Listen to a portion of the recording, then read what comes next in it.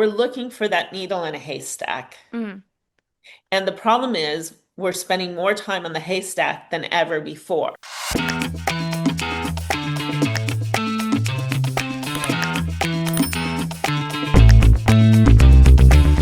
I don't want to date anymore. Or perhaps I found other interests, or life is not just about dating. Or are we in a dating recession or depression? That is what we are talking about today. I am joined by my friend Julie Dempsey, Demsey, who is a rapid results mindset coach and a clinical hypnotherapist, and the author of Everybody Take a Look at This. Found swiping right on me to find love. And if you're looking for a fun, relaxing beach read, if you will, I would highly recommend this book. Yeah, Julie, hello. And in a nutshell, tell us what Found is about. Hello, hello. It's so good to be back with you, Janice. Thank Um, you. Found is pretty much about what we're talking about today. Hmm. Yes. Finding Mhm. yourself so that you can determine what type of love is Mhm. right for you. Mhm. And then, It's of course, there's some funny dating stories sprinkled in there too. some funny slash insane dating stories. Of course, I'm going to link to it everywhere. I genuinely just blazed through this book when I was reading it. And yeah, it's a really great intro slash foundation for what we're talking about today, which is, Julie's journey to, yeah, want to date herself more than anything. And yeah, we're talking today about why so many women are opting out of dating. The internet is on fire about this. There is some sort of crisis because women are deciding to date themselves, or just that it's not that important anymore. We are going to be joined by my friend's daughter, Jasmine, in a few minutes, who is a little bit younger than Julie and I, and has intentionally opted out of dating. I've had some listeners work with Julie. I've also had the privilege, honor, to work with Julie. So please, she can really turn things around for you if you're feeling stuck in any way. So go over to juliedempsey.com and yeah, set up a time to chat with her. So Julie, this is a topic that I know that you were interested in covering, as am I. Let's look at some stats here. I mean, seriously, this is all over the internet. And I have a couple um headlines here. One of them being young adults today are living in a depressed dating economy. Or today's young adults are in a dating recession. This is so negative, and that's what I find kind of fascinating about this. Pew Research even just did some studies on this, and one of the stats is 74% of young women in the survey that they did, and 64% of young men did not date or only dated a few times in the past year. Another trend is that more single women than ever are owning their own homes, and just that it's not as hot of a topic as it has been.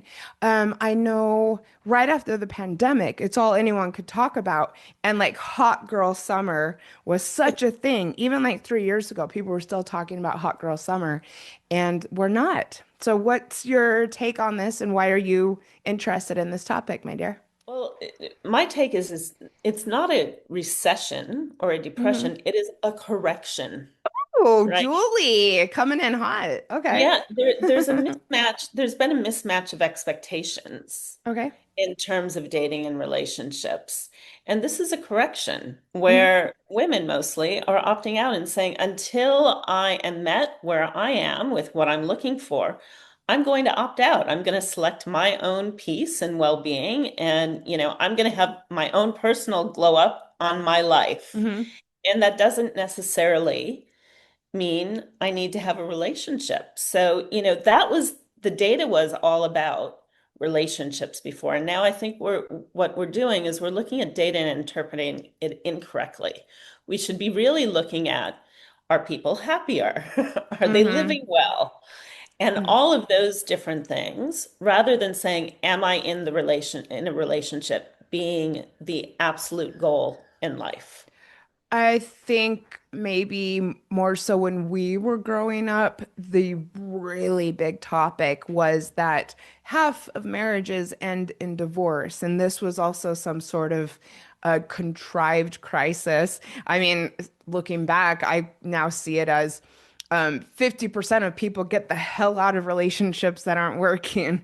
But that was the big topic, when we were growing up. And now the big topic that people are supposed to be scared about and consider a crisis is women deciding not to date. That's like polar opposites of each other. Well, relationships were necessary for survival in the Mm, past. If you go back to, the farm days, right? mm, And when women couldn't own property, when women couldn't vote, things like that. And now it's no longer a necessity, it's a choice. mm, And I think that shifts the dynamics in terms of what women are looking for and what they're expecting. And I think, we're looking at that half of things. And then the other half, we see things like the manosphere, where they yes. feel entitled to a woman. Hmm. And I think women are standing up and saying, no, you're not entitled. You need Hmm. to earn your opportunity to be with me by showing up equally. Hmm. And just before everyone starts blowing me up with DMs, yes, I understand that men are also deciding not to date, but the research and the social media slant on this is heavily concentrated on the female decision not to date, and we're talking about that today. I don't Yeah. care if you don't like it. Yeah. Jasmine was actually worried that some of her comments when she comes on might even offend men. And I said to her, "Come on, tell us your truth. Maybe you're going to say something that a man out there needs to hear or would benefit from hearing." So, yeah, we're talking about girls today. We are, and men are fantastic human beings as well, Yes. right? Mm-hmm. This is not about man bashing or saying we don't like men. Mm-mm. This is about saying that we need to come in as an equal playing field. And very often, when we talk about what's happening with divorce and what's happening with relationships, um, you find that women feel like they're carrying a lot of the mental load. Mm-hmm. They're carrying a lot of the workload in the home Mm-hmm. and things like this. I can't tell you how many of my friends that are married Mm-hmm. would say, "Oh, if I wasn't in this relationship, I would be single." And it's Yeah. because they're tired, they're burnt out. Mm. And I have pretty much half female, half male clients in my coaching practice. I'm a breakup coach for those who don't Yep. know. And I do hear, yeah, a lot of my female clients saying that they felt like they wanted to end things because they were emotionally exhausted. Julie, for those who don't know, can you maybe explain what it means to carry the emotional load in a relationship that might be new to some people? Sure.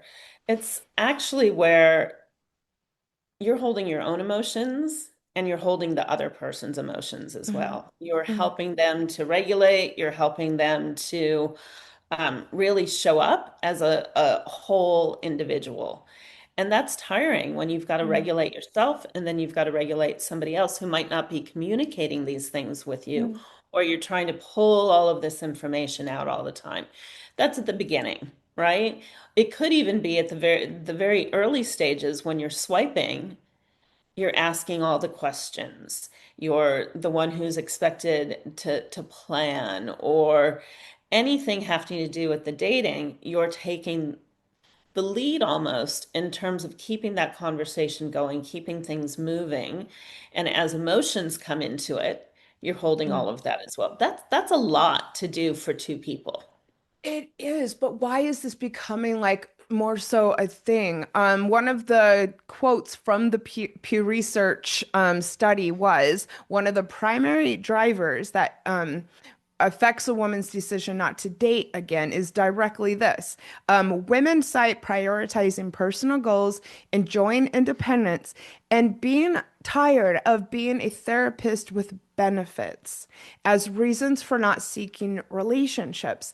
Is this a new thing? I mean, this has come up, and Jasmine's going to actually also talk about this, that this I've been hearing more of this lately than I ever have. So what has changed so that to create this culture or environment or this dynamic where women feel like therapists? Or is there just more awareness around this? Like, what is causing this to be in the zeitgeist all the I sudden? think there's A, more awareness, but B, when I come back to talking about relationships are no longer a necessity, right? Hmm. Years ago, it was the woman stays home and takes care of the children, and the man earns the wage.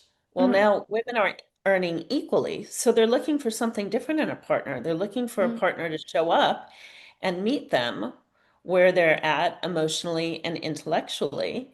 And very often, a man's still back in that old paradigm Okay. of I'm just here to bring home the bread, the bacon, whatever you want Hmm. to call it, and not feeling that like they need to contribute more.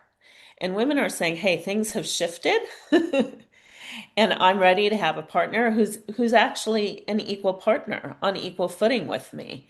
I want somebody to show up and take part of that responsibility and own their own feelings and emotions and be able to relate on that level. Why is it hard to find that though? Because I think we see so much about, how things have been in the past.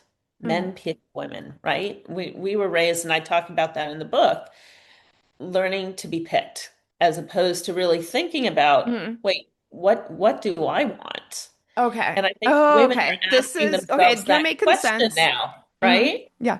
What is it that I actually want Mm-hmm. instead of saying, who's going to pick me? Mm-hmm. Hmm. This could be the So, end of pick me culture.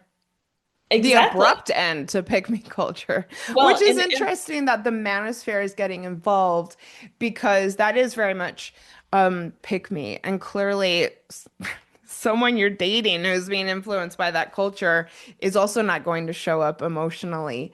And so we're kind of just like all over the place, as far as what healthy relationship or a well-balanced man even is right now. And where do we find that, right? Mm. Who are our role models? Where are they?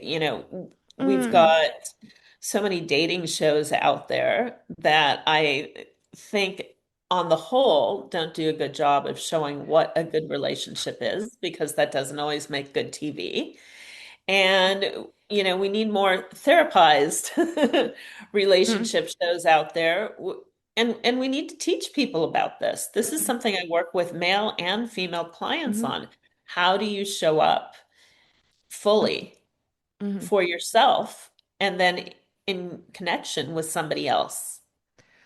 So, I mean, I suppose you would hope that that would be the male response to this, but I think instead a lot of men are getting either up in arms about this or playing the victim or swinging to the other side and, going into the manosphere and sort of turning anger about this, on to women rather than looking at it constructively. So, I mean, I do have tons of male listeners. I mean, I could see why you might get defensive as a man hearing some of these things. What would your response be to that? Don't get defensive. Think about who There you you go. are and think about who you are and where you're Mhm. at and what you're asking for in a relationship. Mhm. And look at the women who are on the opposite side and what they're asking for and see where that meets up. Mhm.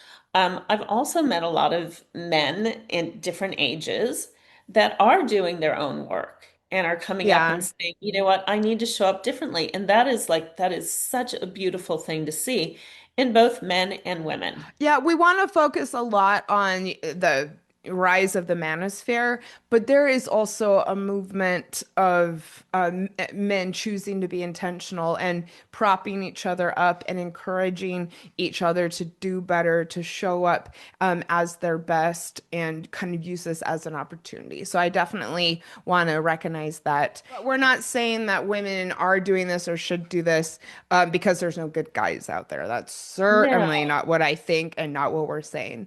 And a lot of this is coming from dating app fatigue as well, Yeah. right? Yeah, that's a hot topic too. Hmm. There's so much energy that goes into having those conversations. And a lot of them, again, people don't know how to show up and have that appropriate conversation. When you're trying that 10 times and you're getting, hi, how are you? How was Yeah. your weekend? And not Uh-huh. anything deeper and not questions in return, it gets tiring. And I've heard from some men as well that they're experienced the same, but it's more often I hear from women and a lot of female clients who are saying, I feel like I'm carrying the conversation. The Mm, difference is in the past, they'd keep going, and now they're saying, you know what?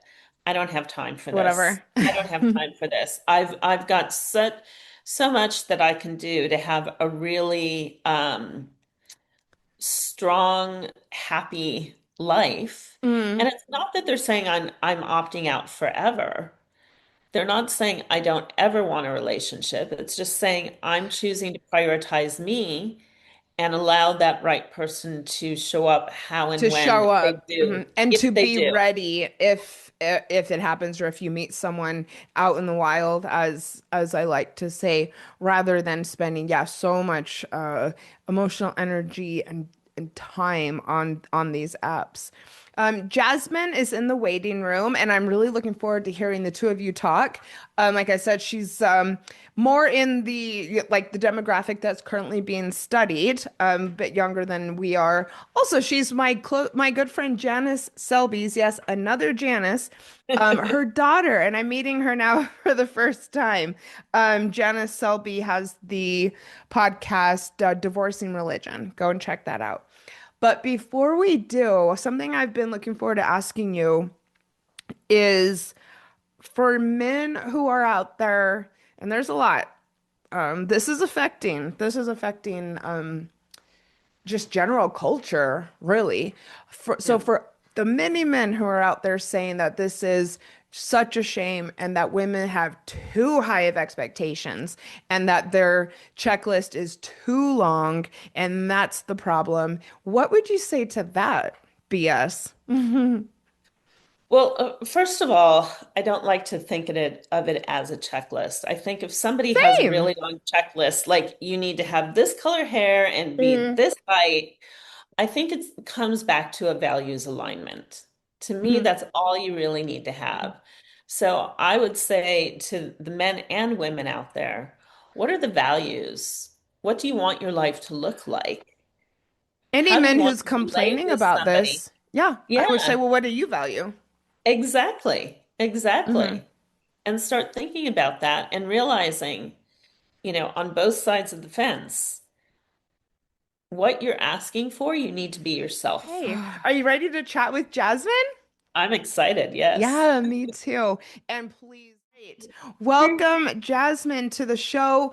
And thank you for being so enthusiastic about wanting to do this. Jasmine has a lot to share with us and is revved up and ready to go. Like, Yes, I'm yeah. so excited to be here. Thank you so much for having me on, Janice. And Julie, you too. Nice to see you. Good to see you. Yes, Jasmine, Julie, Jasmine, and Janice. My God. Yes.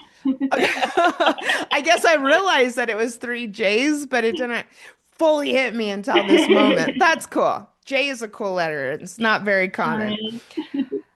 Thank you for doing this. Also, thank you to the other Janice for recommending her daughter to do this. It's just very cute. Also, as both of you know, I don't have a relationship with my mom, and so when I hear, things like this, like you're a very lucky girl, Yes, yeah, woman. definitely. Yeah, yeah. My mom is Janice Helby of Divorcing Religion, and yeah, she is so amazing. I'm so lucky that she's my mom. Yeah, you are. And I'm lucky to have her as a friend and colleague. All Mhm. right. But we're not here to talk about you, Janice. Just this Janice. So, Jasmine, first of all, let's put this into context. So let us know where you are in the world, your age, kind of like just in a nutshell, your demographic background. Yeah, definitely. So I am 29 and turning 30 this year. I live Woo! in, yeah, I know, a big one, big birthday. Yeah. I live in British Columbia, Canada, and I work in sales, work Okay. in building materials, construction sales. How long have you been intentionally, or how long have you been opting out of dating, Jasmine? So November 2024 was the last time I went on a date. Okay. Wow. So can you tell us a little bit about what led to that? Because that's a while.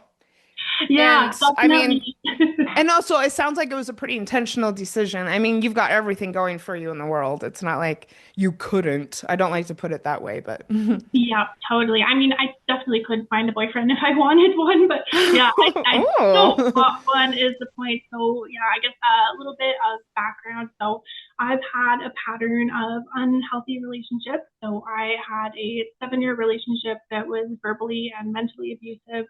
I had a shorter relationship where I was pretty much the only one putting in effort. And then also a bunch of situationships and dates. I've done it all. And during that, I've also had a lot of traumatic experiences. I've been assaulted and coerced and lied to about exclusivity and been lied to about men wanting a relationship just to gain access to me. Over time, it stopped feeling like I was having bad luck and it started to feel like maybe there's something more to this. I also looked inward and I realized that I had some tendencies that maybe weren't super healthy. I really looked for male validation and I had limerence tendencies and mood shifts based on if he was texting me or not. Well, So, for those who don't know, can you say what limerence tendencies are? yeah. So, basically, getting super obsessed about somebody is when they're just in your mind 24/7, can't think of anything Mhm. else, and your mood like depends on them communicating with you, basically. Yeah, I would also get just too wrapped up in it. Yeah, like my happiness and just, if they weren't around me, just not feeling normal or just sad, and that's all I could think about. And then I ended up having an especially heartbreaking situationship end, and that's when I decided to just totally take a break from dating. That was November 2024. I intended it to just be a break, and I was just going to do like usual, I was going to go to Mm, therapy and journal and read books and all the mm. self-help things that I always did because it's my fault that I can't get a good relationship, right? So took a break, but then in early 2025, I started learning about feminism and decentering men, and it just totally shifted the way that I looked at relationships in general. I realized that no matter my actions and the changes I make to myself, I'm still just having the same outcome. So there must be something more to this. It can't just be me. It's less about withdrawal and more about awareness. And Mm-hmm. I love that you took that in your own hands and said, you know what? It's been feeling like it's something me and you've been internalizing it and you've Mm. moved it externally and said there's something happening out here Mm-hmm. that I need to look at and that I need to address. And I think that's something that's really healthy to be able to sit down and look at things that way and say, I'm going to do some work on myself so that if I return to this at any point in time, I show up differently Mm-hmm. Mm. and I have different ways of how I would handle situations I've handled in the past. Is that a fair thing to say? Yeah, definitely. But then where was the shift, I suppose, from because I did this too, where I just realized, yeah, like the common denominator was myself, and that's why everything was just constantly blowing up in my face. And so I ended up also taking some time to work on myself, and then it just turned into this multiple year experience. Where was your shift, Jasmine, of I'm just going to work on myself, and then maybe it's not all me, and I just am not interested in what's out there? Yeah, I think social media was honestly the main thing that triggered it for me. Okay. started to become such a big conversation, and I started engaging with a lot of feminist creators on YouTube and TikTok, and yeah, they started talking about decentering men and just the fact that women are expected to change so much and do so many things for Mm. ourselves, but we're not holding men to the same standards, and that every woman out there basically is having the same issue. And we see that now with those "Are We Dating the Same Guy" Facebook groups and Reddit posts. Like, it's very easy to just pretend like it's just your own fault when you're not. Uh-huh. Like, Uh-huh. every other woman is having all these same issues. Yeah, I went through that too. It's like, yes, I was in all these relationships that weren't working out, but so were they. Like I was also dating plenty of people who either weren't showing up, who had a lot of dysfunction too. So, yeah, and Mhm. that's a important distinction that Yeah. it's instead of just blaming yourself. Is it's finding the value from within. And then, of course, your expectations rise because you're looking for the same in somebody else. Jasmine, it sounds like you're informed on the topic. Can you say in a nutshell what it means to decenter men and why it's Yeah, so crucial? And totally. this is such a good conversation. So yeah, what does that mean to you? And maybe what does it mean in the communities in which you are involving yourself online? Definitely. So, decentering men, it's not about hating men or anything. It's just about centering yourself, just like Julie said. I think women are so socialized to put everybody else first and to prioritize relationships and men's needs and their children and just everything. We're never looking after ourselves. So, decentering men is just being selfish and prioritizing your peace and prioritizing what you need for yourself. And also, there is a bit of an element of the relationship escalator that a lot of women kind of cling to is in that, I really want to meet my soulmate and I want to move in and hopefully get married and this and that. And a lot of women do center their lives around this concept. And and that I think is why I sent you both the article yesterday. I've been seeing a lot of news around the fact that more single women are owning homes, and that is because they're decentering men and not waiting to get married to buy a house. And I Mhm. think this is cool. What did you guys think about that article? Yeah, definitely. I think that's so accurate. It's all about living your life as you are, right? Yes, It's solo looking, style. yeah, as Jasmine said, it's focusing on self. And rather than saying I'm selfish, I think it's saying I'm important and I deserve this too. Because women, on the whole, have been raised in the past to be, as you so clearly pointed out, Jasmine, without using these words, people pleasers. Mm. And we spend time pleasing everybody else. And that really needs to start with ourself. And then we can go from there. And that's why you see more women buying homes instead of saying, well, I'm going to wait till I get married. I'm going to wait till I have a partner. I'm going to do everything I want to in my life today. And, I love that we've got Jasmine who's about to turn 30. I was at a friend's party the other day and talking to their 18-year-old daughter who's saying exactly the same things, right? She was in a relationship that caused her a lot of strife emotionally, and she just wanted to prioritize her own emotional well-being. And so she's taking a break from dating and At focusing. 18. Yeah, that's Yeah. crazy. I wish I knew that at 18. Oh yeah, I mean, I can definitely say I was still in the church. I'm an ex-Mormon when I was 18, and it was really the main thing that any of my peers, my female peers, even thought about. Or I mean, it was more important. I was in college, and who you were going to date and whether or not you were going to get engaged was far and above more important than any of our classes or our degrees, anything academic. And yeah, I'm glad I got out. But yes, I would definitely go back and tell my younger self, mm-mm, not important. Definitely. Jasmine, before you came on, Julie and I were talking about how in a lot of these articles they cite emotional labor and a lot of younger women saying that they feel like therapists in their relationship. And you mentioned this to me when we were on the phone. You also put it in in our notes for today. So can you maybe say for you how this showed up in your relationship specifically? Yeah, definitely. So with my longer relationship, so we were fairly equal with like cooking and cleaning, that kind of thing, but I was actually the one that was paying more of the bills. He was unemployed quite Interesting. frequently. Yeah, so I was the breadwinner a lot of the time. Huh. So that was definitely frustrating. And then in my shorter relationship, that was a long distance relationship. But I was pretty much the only one ever going to visit and spending my money on flights. And he Oh. just wasn't really contributing to that at all. So I've definitely seen that firsthand in my relationships. And I think even just going on a first date, there's been so many first dates where the man just won't ask me any questions. He'll just sit there and I'll ask him questions. And there was one time where I just decided, I was like, hey, I'm just going to pause and see. And he didn't say anything. He just asked me, oh, is something wrong? Oh, I've had a bunch of female clients tell me this too. What is going on with this Yeah. one-sidedness in dating?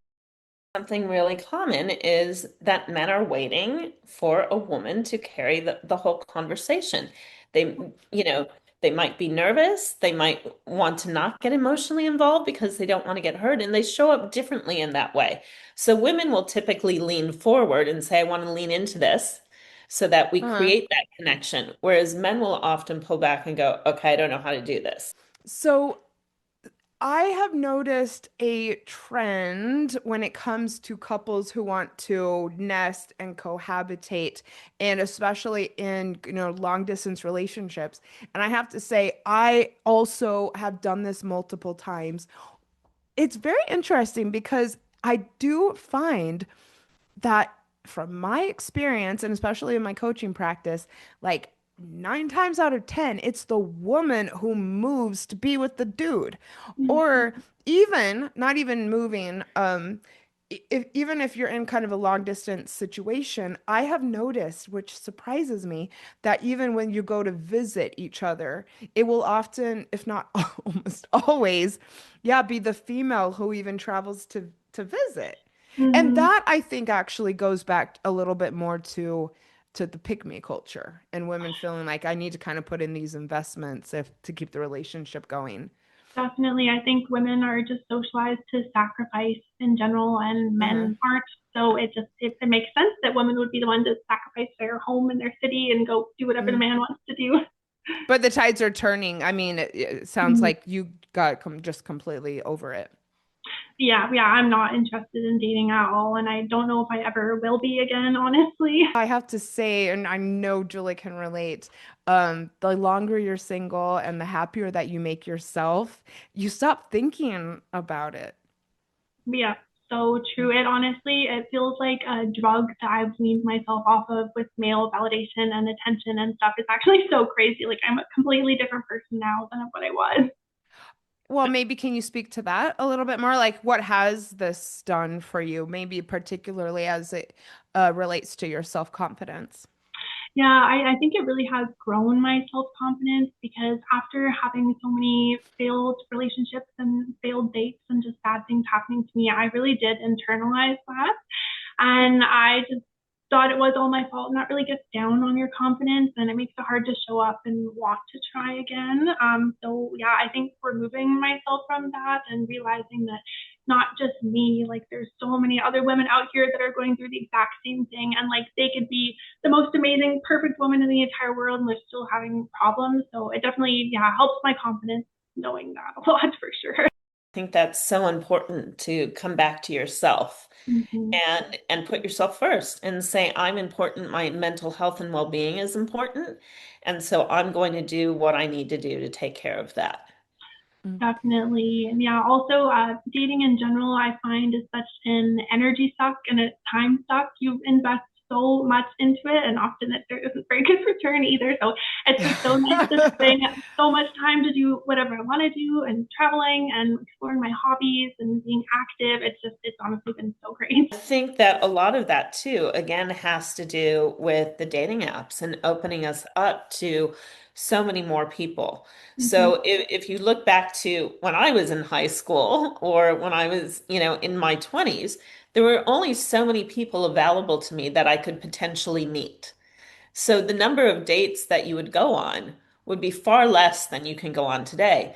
People today swipe, swipe, swipe, and you might have 5, 10 dates in a week. There are people who are dating that much. You should go to a Now, if Mormon college, girl. There, you, you'd have people to date, trust me. yeah, but if you look at the numbers and you say it's a number, people Right. are saying like it's a numbers game, Mhm. right? That's a problem in and of itself. This is not a game. This is real life. But That's if awesome of you to say. Yeah. yeah, Mhm. but if you're looking at it that way, people are much less invested. So Mhm. that means when, okay, well, I'm just going to bail on this date because I don't feel like doing it. And I don't know this person, so I'm not even going to message them because that's going to be a problem. I don't want to have to deal with their emotions on that.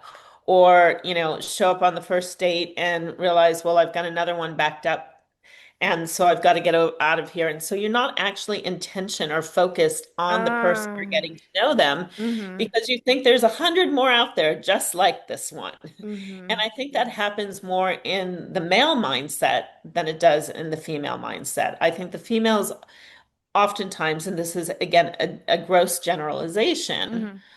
are looking for who could be the one. Mhm. Right? And so they're willing to put a little bit more time and energy and effort into that. But for everybody, it's just Mm-hmm. so easy to move on to the next person. There's way too much access out there. And what happens is we have multiple negative experiences just because the sheer number and the odds are that will happen. Because we're Mhm. looking for that one, or in some cases, a few, depending on how you handle relationships. But it's really important to realize we're looking for that needle in a haystack. Mm-hmm. And the problem is we're spending more time on the haystack than ever before. So I just was reading a study yesterday about relationships, but this can apply to dating, where one negative interaction in a relationship takes 20 positive interactions Wow. to let that go. So now let's move that to dating, Mm-hmm. right? Mm-hmm. We're having like 20 negative interactions, Gotcha. which means you need to multiply that by 20 and how many positive interactions you need to actually feel good about this. Mm-hmm. And I think that's part of why so many are opting out of dating because we're getting that negative inflow into our brain and into our mind. And we're Mm-hmm. saying, I don't want this anymore. This isn't worth it. Mhm. Well, for women who are dating men, that's obviously what we're talking about. What do you think is a sign that a man is, ready to show up or someone you might want to pursue something with?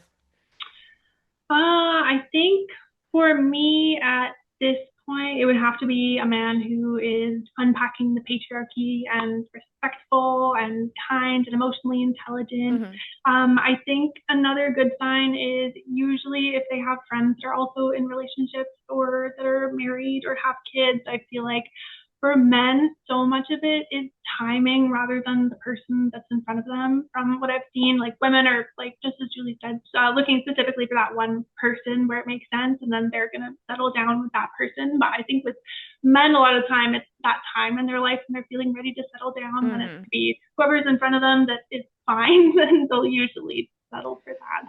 Well, That's let's talk true. about sex because does this necessarily mean opting out of that as well?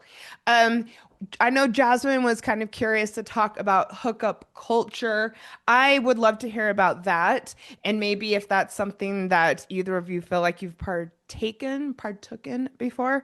And also, I mean, this is something that people are going to want, whether or not you're dating. So, I mean, maybe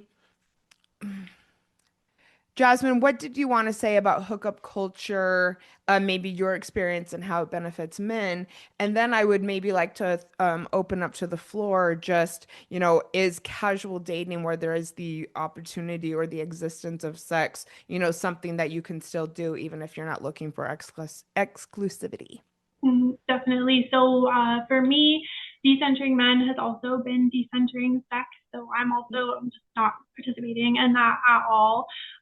For me, I have also noticed a lot of misogyny from men in this day and age. So I feel like I just don't want to share my body and that intimate experience with somebody that doesn't Good for respect me or you. sees me as Mhm. human. Yeah, that's been good. But yeah, also on that topic of hookup culture, it's so much more dangerous for women because we risk pregnancy for that, especially for you folks down in the USA. That is just so scary right now with the rollback of reproductive rights. It's just right now, it's just so dangerous for Yeah. women. Another thing is the orgasm gap. Most women, when they have You're hookups, speaking they're my language, girl. orgasming. Yep.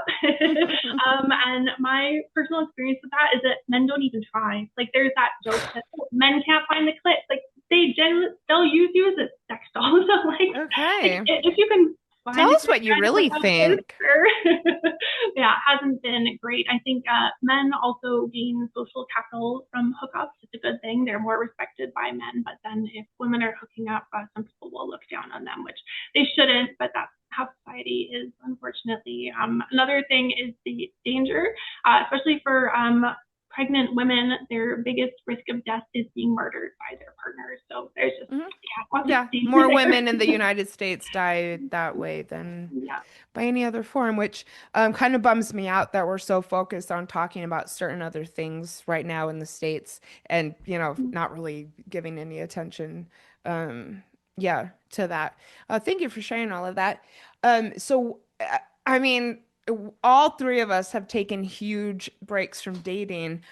I mean, what do you do about sex? Like, is this just something that you kind of stop, worrying about? Yeah. Yeah, that was pretty much also felt like a drug that I needed to detox from. Like the first 6 months, I'd say, I really missed sex. And I was like, what am I doing? Like, I should just find like a friends with benefits or something. But then Okay. eventually got to the point where I'm like, I don't want a man to touch me. Like, I have my vibrator. I'm fine. I don't need anybody. I think cuddling and like that kind of intimacy would be the thing that I miss more than like sex in general. Julie, do you have any personal experiences to? Well, I just want to share from not just personal, but all of my clients and hmm every ad that I'm seeing online. Uh, Like, I'd love to know what the sex toy sales are up to. my But I, reviews, anyone who's listening, like go to YouTube. My toy reviews are what I get, yeah, the most the most views on. And and I will say, similar to Jasmine, when I first stopped uh dating back when I was still in Australia a few years ago. That was also when I got my first womanizer, which funnily enough, ex-partner had given me for Christmas. And after I discovered that thing, I was like, I'm gonna be all right at least for a little bit here. yeah, and I think, we can take matters into our own hands, as we say. Yeah, So, see, even with sex, it's like we got this. Yeah. I so mean, intimacy with another human is yeah, definitely has its perks as well.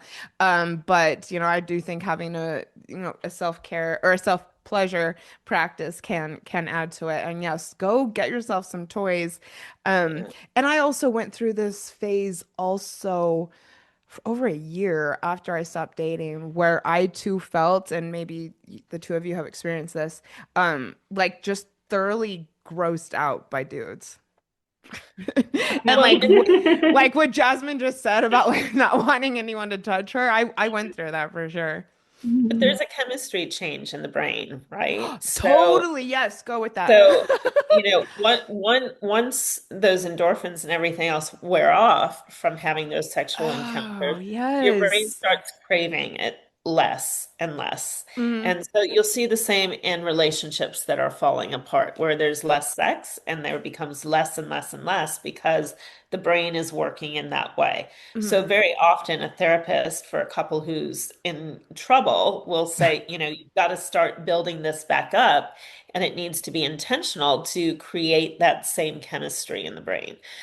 On the flip side, I think what Jasmine was saying was, I love the agency you're taking and saying, I'm choosing if and when I will ever give access to my body again. And Oh, I think yes. that's really important Hmm. to think about and talk about because, again, there is different brain chemistry for men and for women in that sexual experience. Hmm.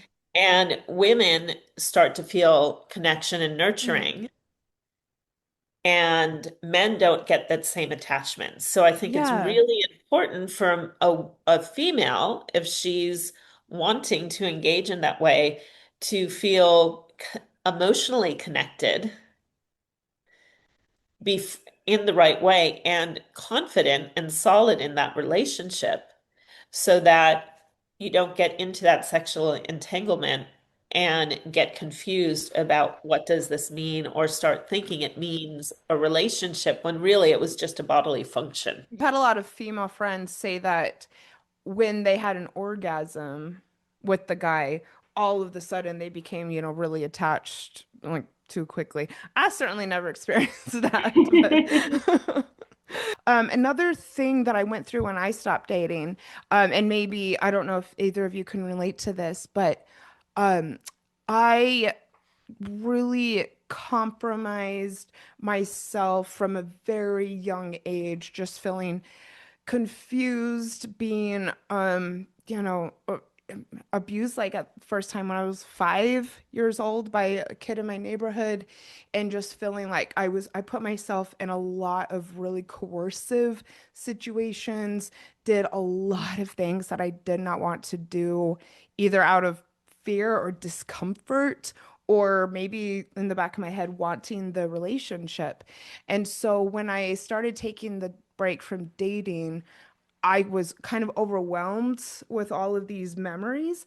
And that's actually also what threw me into not wanting to be touched, is because I just felt like, so many years of being violated that I couldn't even kind of go there with a guy, even if he was a good one. It Mhm. sounds like maybe you can relate to that. Yeah, I definitely relate to that. I had a lot of experiences where I was coerced into sex, and Mm, back when you're in it, I didn't even like realize there was anything wrong with that. Like it was normalized in my head. But yeah, yeah. now being out and looking back, it's like, yeah, that definitely should not have happened. And I also feel like so many hookups and sexual encounters, I just felt so used afterwards because men don't Hmm. care about your pleasure and they don't text you afterwards and they'll say, "Oh yeah, I'm on a relationship," and then they'll hook up with you and then ghost you right afterwards. So it's yeah, it's just not a good vibe at all. Hmm. Yeah. Yeah. Um, And no woman should have to experience this type of violence against them, this type mhm, of abuse emotionally or physically.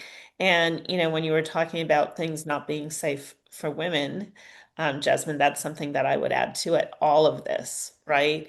And so, again, when I was talking before about saying, you need to make sure you're in a really solid space in yourself and with the other person before you step into that. That's how you start to avoid some of these things. I'm sorry, I don't know what the percentage of women who've experienced this. I mean, I just experienced something the other day at the beach. This mhm, wasn't even on a date. I was sitting mhm. on a bench and a man said to me, "Oh, sorry, honey, I don't." He was sitting next to me and we were talking and he said, "Oh, sorry, honey, I don't want to embarrass you, but I think you're falling out," and touched my breast. Oh my God. Told Oh my me where it god. was. I was so shocked Oh that I no. didn't realize like, just so shocked that happened that Oh, I'm like, yeah. oh, thank you, and checking. Didn't even, and then it occurred to me, oh my Yeah. God, he Hmm. had no right to touch me. I didn't want to make a Oh. scene, Mm, right? I didn't, because I didn't know what was going to happen. And I Mhm. just said, okay, I'm gonna leave, put my towel on to leave. And he's like, oh, you're leaving? I'm like, yes, I am. And the whole way home, I'm like, what just happened? mhm, Mhm. That's just in an everyday experience. Yeah. So take that times 10 mhm, in terms of the experiences you're talking about and Mhm. things I've experienced in life as Mhm. well. Mhm. And there's a lot going on for women in terms of how they show up, how they have to think about showing It's a up. volatile place for us. It It's just is. the truth. I am so sorry that that happened to you. Yeah. Now I keep going back wanting to see him again so I can take a picture. Yeah, and every woman can relate to that and revenge fantasies. And I Yeah. think I you know wish that I Let- hadn't left this out of the conversation, but there is just the fear that we have for, oh, I don't want to get emotional. There's just the fear that we have for our own safety. And also, some of us having lived almost our entire lifetime dodging these things or trying to process them. And, the conversation last year was the bear or the man, in the woods. And, maybe we should be just talking about that more. And men who get defensive about these things, who say that they would never be violent towards a woman or mistreat a woman, um, that that might be true, but other guys do. And we've all experienced it. And it's inside of, almost every woman. And it's not getting any better either, which is something that just bums me out entirely. I mean, domestic violence rates are just as high as they've ever been, including homicides of women.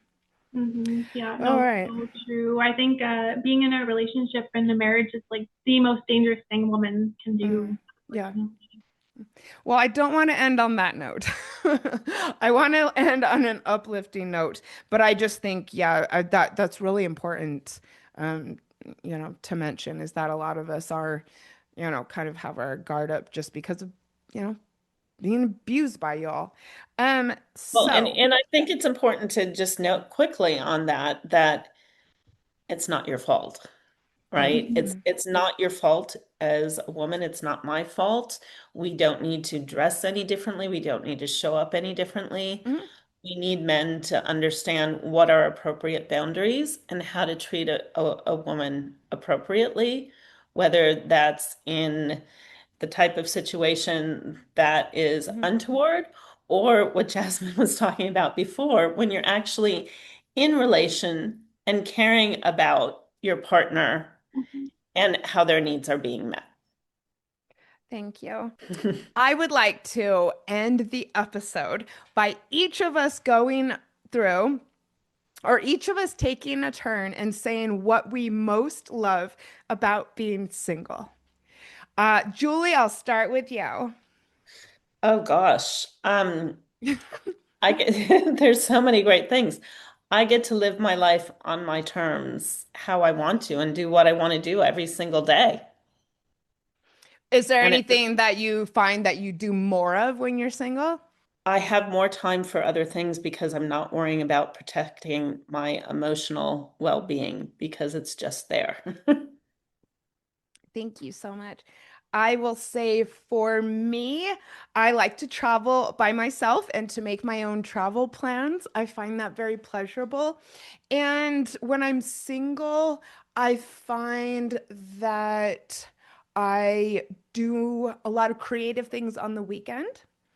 And again, I am not single. I have a man I love in my life who's definitely going to be watching this. So, but I will say creative pursuits and travel are something that I enjoy about being single for sure. And I like to pick out wherever I want to go out to eat on my own. It's something like I just go, there's no discussion. You just go and eat and plan your own date. So that can be fun too. If as long as you get comfortable doing that, taking yourself on dates is great. So definitely a good one. And yeah, for me, I think I especially love living by myself. It's so great to not have anybody else making a mess of my house, and I can buy groceries just for me, and I can eat cereal for dinner if I want to. Oh Nobody yeah, can that's a touch good one. me. And yeah, just the extra time that I have is so great. Yeah, I have so many awesome hobbies, and yeah, Mhm. like being single, you just have so much more time to do whatever you want to do. First of all, I think it's really badass that all three of us live alone in our, own cool houses and apartments. I love decorating. Oh, and I'll throw that in there. When I was married, my husband was hella strict about how I decorated. Like really kind of mean about it. Like I'd always wanted a canopy over the bed, and he's like, absolutely not. That's stupid. I collect plates. He didn't like me to put my plates out. And so being able to decorate however you want is pretty cool. That was Mhm. one of the first things I started doing after we separated. I'm like, I'm getting a green rug and pink sheets and Love it. um so all three of us live alone, and all three of us are in different countries. This is a worldwide movement. Julie, where are you located in the world? I'm in Sydney, Australia. Jasmine, Phyllis, I'm in Canada. and I'm Janice, and I'm in Denver, Colorado, USA. All right. Thank you, both of you. This was a really robust conversation. And despite, the things we were talking about a few minutes ago, I feel inspired. Me too. This was great. Thank you so much for having me on. Thank you. And thank you to Julie for suggesting the topic. And everyone remember, Julie works one-on-one with people to help them get kind of generally unstuck. Would you say that that's a good way to put it?